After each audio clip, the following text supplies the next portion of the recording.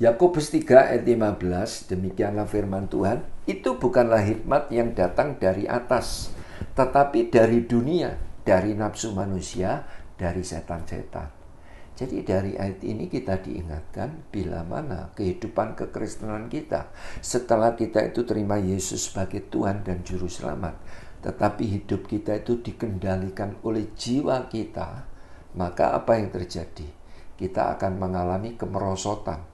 Dikatakan ayat ini, hikmat yang diterima itu bukan dari surga, tetapi hikmat dunia. Hikmat yang kita terima itu bukan hikmat surga, tetapi hikmat jiwani, yaitu kedagingan. Hikmat yang kita terima bukan hikmat surga, tetapi hikmat dari setan-setan. Berarti mengalami kemerosotan tidak, sudah mengalami kemerosotan.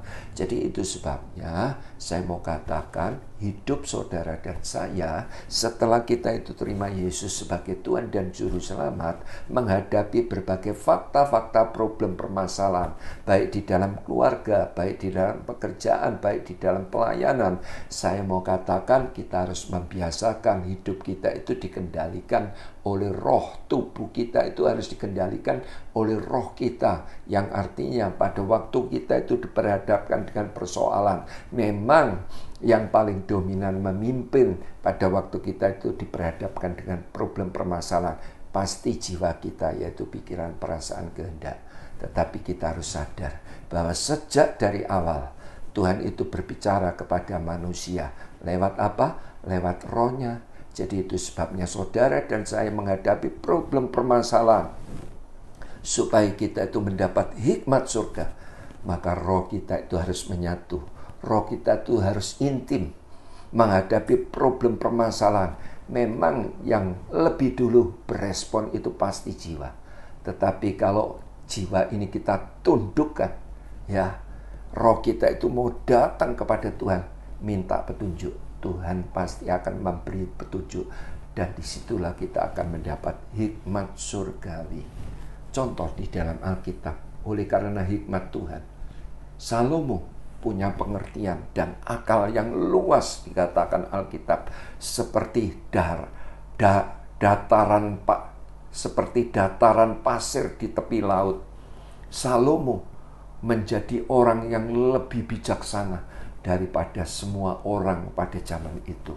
Salomo dapat menggubah itu mengarang 3.000 amsal dan 1.005 nyanyian dan berbagai saja. Wah, hebat.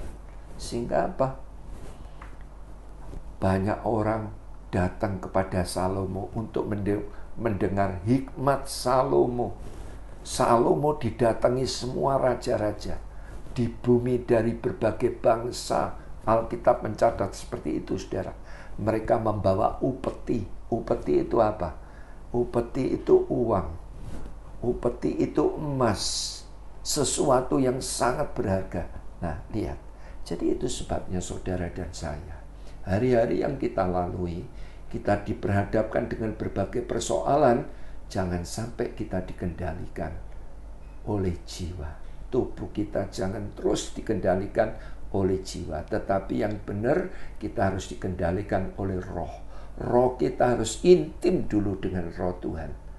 Kita minta hikmat Tuhan, kita minta petunjuk Tuhan, baru roh kita yang mendapat petunjuk itu memberitahu jiwa kita, yaitu pikiran, perasaan, kehendak. Dan setelah itulah barulah jiwa atau pikiran, perasaan, kehendak kita itu mengendalikan tubuh jasmani kita. Saya percaya dengan cara begitu kita itu tidak akan mengalami kemerosotan, sehingga kita itu mendapat hikmat surgawi. Tuhan Yesus memberkati.